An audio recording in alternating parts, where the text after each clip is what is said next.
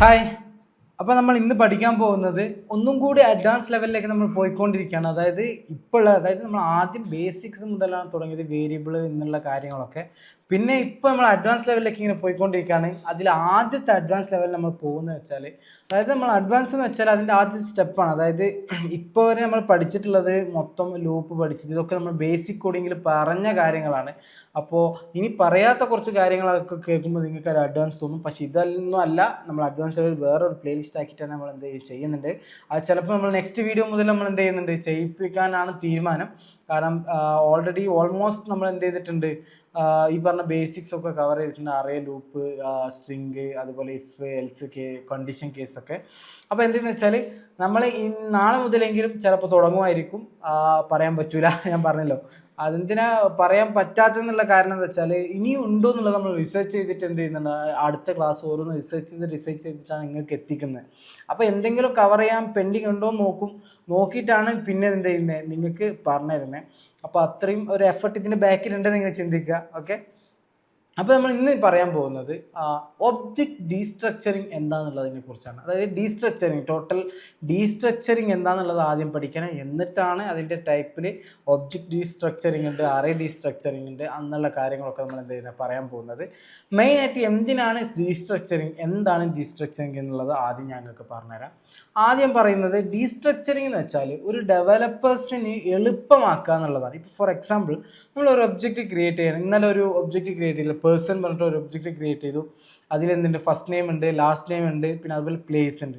അപ്പം നമ്മൾ എന്താ ചെയ്യുക, അതിനെ ഓരോ വാല്യൂവിനെ ആക്സസ് ചെയ്യണം എന്നുണ്ടെങ്കിൽ ആദ്യം നമ്മൾ ചെയ്യുന്നു, ഈ പറഞ്ഞ പേഴ്സൺ എടുക്കും. പിന്നെ ഏതാണോ വാല്യൂ ആക്സസ് ചെയ്യേണ്ടത് അത് ഡോട്ട് ആ നെയിമാണ് കൊടുക്കുന്നത്. ഫോർ എക്സാമ്പിൾ, ഇപ്പോൾ നമുക്ക് ഫസ്റ്റ് നെയിമാണ് വേണ്ടതെങ്കിൽ പേഴ്സൺ ഡോട്ട് ഫസ്റ്റ് നെയിം, അപ്പോൾ നമുക്ക് ഫസ്റ്റ് നെയിം പ്രിന്റ് ചെയ്യും. ഇങ്ങനെയല്ല, പ്ലേസ് ആണ് വന്നത്, പേഴ്സൺ ഡോട്ട് പ്ലേസ് എന്നുള്ളത് നമുക്ക് ചെയ്യും, നമ്മൾ പ്രിന്റ് ചെയ്യും അല്ലേ.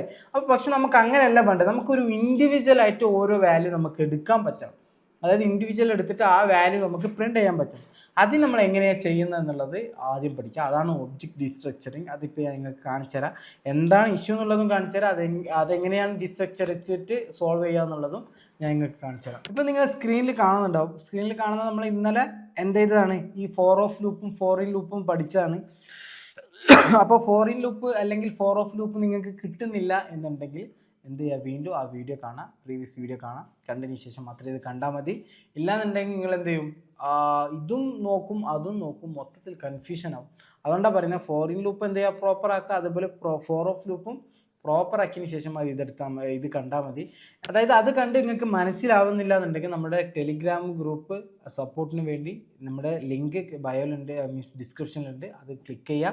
നിങ്ങൾ പോയിട്ട് ചെയ്യുക, സംശയങ്ങൾ ചോദിക്കുക. മലയാളത്തിൽ തന്നെ നിങ്ങൾക്ക് ചോദിക്കാം. പിന്നെ ചോദിക്കാൻ മടിക്കണ്ട. പലരും ഇപ്പോഴും ആ ഗ്രൂപ്പിൽ വന്നിട്ട് ചോദിക്കാൻ മടിയുള്ള പല ആൾക്കാരുണ്ട്. അതുകൊണ്ടാണ് പറയുന്നത്, ചോദിക്കാൻ മടിക്കരുത്. കാരണം ഇപ്പോൾ ചോദിക്കാൻ മടിച്ചു കഴിഞ്ഞാൽ പിന്നെ നാളെ നിങ്ങൾക്ക് ചെയ്യും, അതിന് വേണ്ടി നിങ്ങൾ ഖേദിക്കേണ്ടി വരും. അതുകൊണ്ടാണ് പറയാം, ഇപ്പോൾ ചോദിക്കുക, പ്രോപ്പറായിട്ട് നിങ്ങൾക്ക് ആൻസർ കിട്ടും. ഓക്കെ, അപ്പോൾ എന്താണെന്ന് വെച്ചാൽ ഇപ്പോൾ നമ്മൾ അതാണ് ചെയ്തിട്ടുള്ളത് അല്ലേ.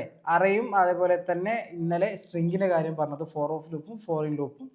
ഇനി നമ്മൾ ചെയ്യാൻ പോകുന്നതാണ് ഡീസ്ട്രക്ചറിങ് ആണ് ഇപ്പോൾ ചെയ്യാൻ പോകുന്നത്. അതിനുവേണ്ടി ഞാനിപ്പോൾ പഴയ കോഡ് റിമൂവ് ചെയ്തതിന് ശേഷം ഒരു ഒബ്ജക്റ്റ് ക്രിയേറ്റ് ചെയ്യുന്നു. നമ്മൾ ആദ്യം പഠിക്കുന്നത് എന്താണ്, ഒബ്ജക്റ്റ് ഡീസ്ട്രക്ചറിങ് അല്ലേ. ആ ഒബ്ജക്റ്റ് ഡീസ്ട്രക്ചറിന് വേണ്ടി ഞാൻ ഒരു ഒബ്ജക്റ്റ് ഉണ്ടാക്കുകയാണ്. ഒബ്ജക്റ്റ് പേഴ്സൺ എന്ന് പറഞ്ഞിട്ട് ഒരു ഒബ്ജക്റ്റ് ഉണ്ടാക്കിയ ശേഷം ചെയ്ത് ഒരു ഫസ്റ്റ് നെയിം, എഫ് നെയിമും അതുപോലെ തന്നെ ആ എഫ് നെയിം കൊടുക്കുന്നു. ഫസ്റ്റ് നെയിമിന് ഞാൻ റാസിക്ക് എന്നുള്ള ഒരു നെയിം ഞാൻ കൊടുക്കുന്നു. പിന്നെ എന്താ വെച്ചാൽ ലാസ്റ്റ് നെയിമാണ്, ലാസ്റ്റ് നെയിം എൽ നെയിം എന്ന് ഇപ്പോൾ ഞാൻ കൊടുത്ത്, ഓക്കെ, എൽ നെയിം എന്ന് കൊടുത്തിട്ട് റാസ് കൊടുക്കാം. പിന്നെ എന്താണെന്ന് വെച്ചാൽ പിന്നെ എനിക്ക് കൊടുക്കേണ്ടത് പ്ലേസ് ആണ്. പ്ലേസ് കൊടുക്കുമ്പോൾ എന്താ ചെയ്യുക, നമ്മൾ എന്തെങ്കിലും പ്ലേസ് നിങ്ങൾ കൊടുത്താൽ മതി. ഇപ്പോൾ കാലിക്കറ്റിൽ ഞാൻ കൊടുത്തു. ഓക്കെ, ഇപ്പോൾ ഇവിടെ നോക്കിയോ, ഇവിടെ ഞാൻ പിന്നെ വേറെ കാര്യങ്ങൾ ശ്രദ്ധിക്കേണ്ടത്, ഇവിടെ ഞാൻ എഴുതുമ്പോൾ എഫ് നെയിം എൽ നെയിം എന്നൊക്കെ എഴുതിയിട്ടുണ്ട്. ഇത് ഷോർട്ട് കട്ടാണ്. അത് ഫുൾ നെയിം അതുപോലെ തന്നെ അല്ല, ഫസ്റ്റ് നെയിം ലാസ്റ്റ് നെയിം എന്നുള്ളതിൻ്റെ ഒരു ഷോർട്ട് ഫോമാണ്. അപ്പോൾ ഇവിടെ എഴുതിയിട്ടുള്ളത് ക്യാമൽ കേസാണ്. ക്യാമൽ കേസ് എന്താണെന്ന് ഞാൻ ഓൾറെഡി പറഞ്ഞിട്ടുണ്ട്. അത് എന്തുകൊണ്ട് ക്യാമൽ കേസ് എഴുതി വെച്ചാൽ ഇതാണ് സ്റ്റാൻഡേർഡ്. കോഡിങ് എഴുതുമ്പോൾ എപ്പോഴും ക്യാമൽ കേസ് മെയിൻറ്റെയിൻ ചെയ്യുക. അതായത് ആദ്യം തുടങ്ങുമ്പോൾ ചെയ്യുക, ഒരു സ്മോൾ ലെറ്റർ തുടങ്ങുക, പിന്നെ പോകുമ്പോൾ അതിൻ്റെ മീൻസ് ക്യാപിറ്റൽ ലെറ്റർ ആക്കുക, എൻ എന്നുള്ളത് കണ്ടോ. അതെന്താണെന്ന് വെച്ചാൽ ഇതാണ് കോഡിങ് സ്ട്രക്ചർ, ഇങ്ങനെയാണ് എഴുതേണ്ടത്. ഓക്കെ, അപ്പോൾ അത് മനസ്സിലായെന്ന് തോന്നുന്നു. ഇനി എനിക്കിതിൽ ഓരോ നെയിം ആക്സസ് ചെയ്യണമെങ്കിൽ console.logൽ ഞാൻ എന്ത് ചെയ്യുന്നു, person.fname എന്ന് കൊടുത്തു കഴിഞ്ഞാൽ ഞാൻ എനിക്ക് എന്ത് ചെയ്യും, ഇവിടെ എഫ് നെയിം എന്താണോ അത് പ്രിൻ്റ് ചെയ്യും. അതിനുവേണ്ടി ഇൻസ്പെക്ട് ക്ലിക്ക് ചെയ്യാം. ഇൻസ്പെക്ട് എടുത്ത് നോക്കിക്കഴിഞ്ഞാൽ കൺസോളിൽ നിങ്ങൾക്ക് കാണാൻ പറ്റും. സോ ഒന്ന് റിഫ്രഷ് ചെയ്താൽ മതി. ഓക്കെ, നിങ്ങൾക്ക് എന്ത് ചെയ്യും, എഫ് നെയിം എന്നുള്ളത് ഇവിടെ കാണാൻ പറ്റും. എഫ് നെയിം എന്താണ്, റാസിഖ് അല്ലേ.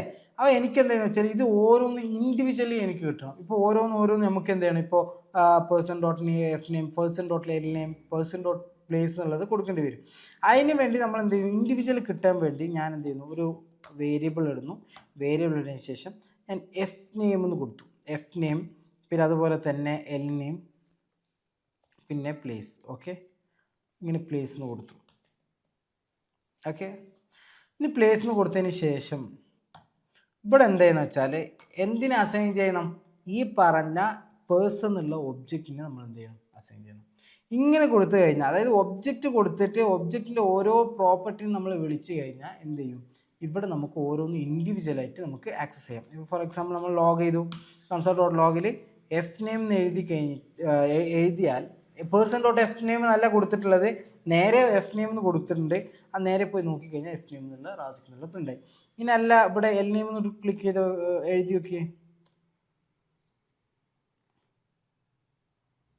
എന്നിട്ട് സേവ് ചെയ്യുന്നിട്ട് പോയി നോക്കിക്കഴിഞ്ഞാൽ നിങ്ങൾക്ക് എന്ത് ചെയ്യും, എൽ നെയിം എന്താണോ അത് കിട്ടും.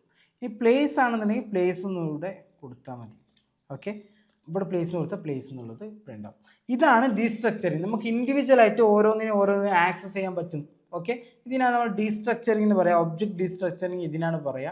ഇപ്പോൾ ഇവിടെ എന്താണെന്ന് വെച്ചാൽ ഇവിടെ നിങ്ങൾ ചിന്തിക്കുന്നുണ്ടാവും, F name, L name, place എന്നുള്ളത് ഓർഡർ തന്നെ കൊടുക്കണോ, അതിൻ്റെ ആവശ്യമൊന്നുമില്ല. ഇപ്പം ഞാൻ ഇത് രണ്ടിനെയും എന്ത് ചെയ്യുന്നു, തൽക്കാലം റിമൂവ് ചെയ്യാണ്.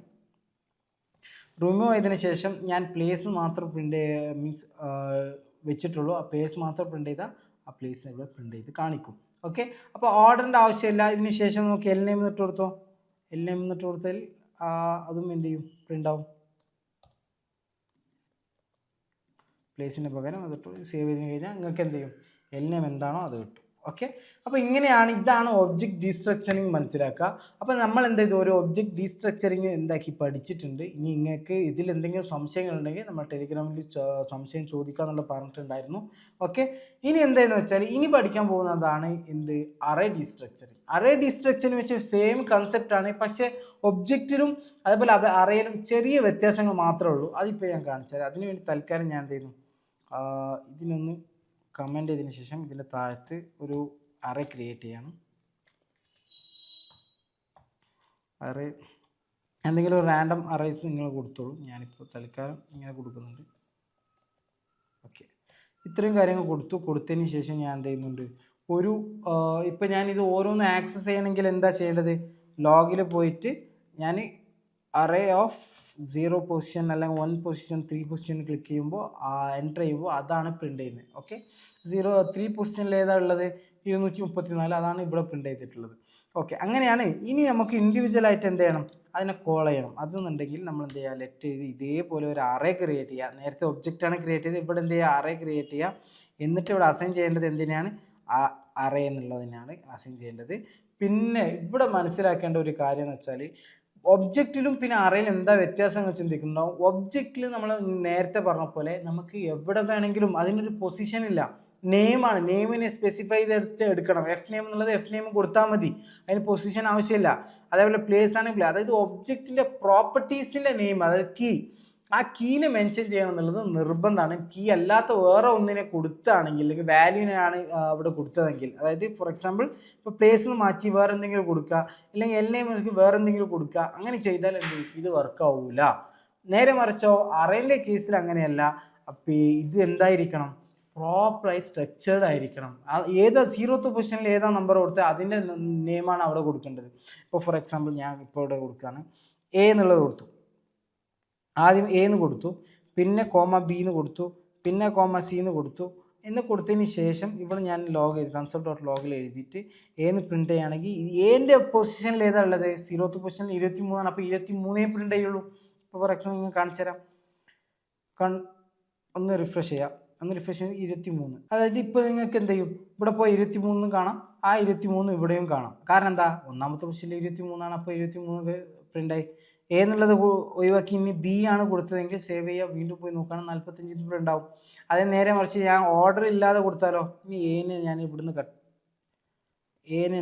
എന്ത് ചെയ്യുന്നു, റിമൂവ് ചെയ്യുന്നു. റിമൂവ് ചെയ്തതിന് ശേഷം സീൻ്റെ ശേഷമാണ് കൊടുത്തതെങ്കിൽ സീൻ്റെ ശേഷമാണ് ഏനെ കൊടുത്തതെങ്കിൽ ഇനി ഏനെ പ്രിൻ്റ് ചെയ്ത് കഴിഞ്ഞാൽ എന്താ സംഭവിക്കാൻ നോക്കാം. മൂന്നാമത്തെ പൊസിഷനിൽ എന്താണോ അതാണ് കിട്ടുക. കണ്ടോ, 56ആണ് ഇവിടെ ഉള്ളത്. ഓക്കെ, അപ്പോൾ എന്ത് ചെയ്യും, അത് പ്രിൻ്റ് ചെയ്യും. ഇത് ഓർഡറിലാണ് പോകുന്നത്. മറ്റേതാണെങ്കിലോ പ്രോപ്പർട്ടിയിൽ കീ വാല്യൂലാണ്. കീ എന്താണ് നെയിം അത് കൊടുത്താൽ മതി, അതിന് പൊസിഷൻ ഒന്നും ആവശ്യമില്ല. എവിടെ കൊടുത്താലും അത് വർക്കാവും ഒബ്ജക്റ്റിൻ്റെ കേസിൽ. പക്ഷേ അറേൻ്റെ കേസിൽ അങ്ങനെയല്ല. അറേൻ്റെ കേസിൽ എന്താണോ നമ്മൾ കൊടുക്കേണ്ടത് അത് അവിടെ തന്നെ കൊടുക്കണം. ഇനി ബിന്ന് കൊടുത്തു, ഇനി ടീന്ന് കൊടുക്കുകയാണ്, സേവ് ചെയ്തു. പിന്നെ പോയി നോക്കുകയാണെങ്കിൽ ഇവിടെ ടി കൊടുക്കാം. ടീന്ന് കൊടുത്തതിന് ശേഷം സേവ് ചെയ്യുക. സേവിന് ശേഷം പോയി നോക്കിയാൽ 234 0123 കണ്ടോ. അങ്ങനെയാണ് എന്ത് ചെയ്യുക, പ്രിൻ്റ് ചെയ്യുക. ഇതിൽ എന്തെങ്കിലും സംശയങ്ങളോ കാര്യങ്ങളോ ഉണ്ടെങ്കിൽ വീണ്ടും ചോദിക്കുക. ഓക്കെ, പിന്നെ നമുക്ക് പറയാനുള്ള കാര്യം എന്ന് വെച്ചാൽ നമ്മൾ ഇനി തുടങ്ങാൻ പോകുന്നത് ഒരു കുറച്ച് അഡ്വാൻസ് ലെവലിലുള്ള കാര്യമാണ് ഞാൻ ആദ്യം മെൻഷൻ ചെയ്തിരുന്നു. ഓക്കെ, അപ്പോൾ എന്താണെന്ന് വെച്ചാൽ അതൊരു വേറെ പ്ലേലിസ്റ്റ് ആക്കിയിട്ടാണ് നമ്മൾ ഇറക്കാൻ തീരുമാനിക്കുന്നത്. അപ്പോൾ അതിന് വേണ്ടി നിങ്ങൾ സപ്പോർട്ട് ചെയ്യുക, മാക്സിമം പേർക്ക് അത് ഷെയർ ചെയ്ത് കൊടുക്കുക. കാരണം എന്താണെന്ന് വെച്ചാൽ അവർക്കും കൂടി ഉപകാരപ്പെടട്ടെ. അതുപോലെ തന്നെ നിങ്ങളുടെ ഫ്രണ്ട്സിനും എന്തെങ്കിലും ജാവാസ്ക്രിപ്റ്റ് പഠിക്കാൻ ആഗ്രഹമുള്ള ആൾക്കാരെങ്കിൽ അവർക്കും ഷെയർ ചെയ്ത് കൊടുക്കുക. എന്നിട്ട് എന്ത് ചെയ്യുക, സബ്സ്ക്രൈബ് ചെയ്യിപ്പിക്കുക, നമ്മളെ സപ്പോർട്ട് ചെയ്യുക. എങ്കിലാണ് നമുക്കും ഒരു മോട്ടിവേഷൻ ഉണ്ടാവുക. നിങ്ങളെ സപ്പോർട്ട് കൊണ്ടാണ് ഇപ്പോൾ ഇതുവരെ നമ്മൾ എത്തിയിട്ടുള്ളതും. ഓക്കെ, ഇനിയും നമ്മൾ പറഞ്ഞു നല്ല നല്ല പ്ലേലിസ്റ്റ് നമ്മൾ വരുന്നുണ്ട്. ഇനി നമുക്ക് പല പ്ലാൻ ഉണ്ട്. പല ആൾക്കാർ റിയാക്ട് വേണം പറഞ്ഞിട്ടുണ്ടോ. റിയാക്ട് എന്തായാലും മസ്റ്റായിട്ട് നമ്മൾ എന്ത് ചെയ്യും. അതാദ്യം അഡ്വാൻസ് ലെവലൊന്ന് കവർ ചെയ്തതിന് ശേഷം മാത്രം പോയാൽ മതി എന്നുള്ള രീതിയിലാണ്. കാരണം എന്താ വെച്ചാൽ ജാവാസ്ക്രിപ്റ്റ് ഇല്ലാതെ നമുക്ക് പിന്നെ മുന്നോട്ട് പോയിട്ട് കാര്യമില്ല. റിയാക്ട് ആണെങ്കിലും അത് ജാവാസ്ക്രിപ്റ്റ് ആണ് ലാംഗ്വേജ്. ഇനി നോഡ് ആണ് പഠിക്കണമെങ്കിൽ നോഡ് ജേസിലും എന്താണ് ഈ ജാവാസ്ക്രിപ്റ്റ് ആണ് ലാംഗ്വേജ്. അപ്പോൾ ജാവാസ്ക്രിപ്റ്റ് പ്രോപ്പർ അറിഞ്ഞാൽ മാത്രമേ നമുക്ക് ഇനി എന്ത് ചെയ്യും, ഈ വെബ് ഡെവലപ്മെൻറ്റ് കണ്ടിന്യൂ ചെയ്തിട്ട് പോകാൻ പറ്റുള്ളൂ. അതുകൊണ്ടാണ് നമ്മൾ എന്ത് ചെയ്യുന്നത്, ജാവാസ്ക്രിപ്റ്റ് പ്രോപ്പറാക്കി തരുന്നത്. അതല്ലാതെ ഒരു മൊബൈൽ ഡെവലപ്മെൻറ്റിൻ്റെ കോഴ്സ് ഇറക്കാനൊക്കെ പ്ലാൻ ഉണ്ട്. നമ്മൾ കൂടാതെ അത് അനൗൺസ് ചെയ്യും. ഓക്കെ, അതിന് വെയിറ്റ് ചെയ്ത് നിൽക്കുക. ഇനി നിങ്ങളെ മൊബൈൽ ഡെവലപ്പർ ഉണ്ടെങ്കിൽ അവർക്ക് എന്തെങ്കിലും സ്കിൽ അപ്ഗ്രേഡ് ചെയ്യണം, ഇല്ലെങ്കിൽ ആരെങ്കിലും പഠിക്കാൻ താല്പര്യപ്പെട്ട് നിൽക്കുന്ന ആൾക്കാരുണ്ടാവും, അവർക്കൊക്കെ ഷെയർ ചെയ്ത് കൊടുക്കുക. കാരണം എന്താ വെച്ചാൽ നമ്മൾ കൂടാതെ പെട്ടെന്ന് തന്നെ തുടങ്ങും. അപ്പോൾ നമ്മൾ സപ്പോർട്ട് ചെയ്യുക, മാക്സിമം സപ്പോർട്ട് ചെയ്യുക. എന്നാൽ പിന്നെ അടുത്ത ടോപ്പിക്കുമായി അടുത്ത വീഡിയോയിൽ കാണാം. Keep watching.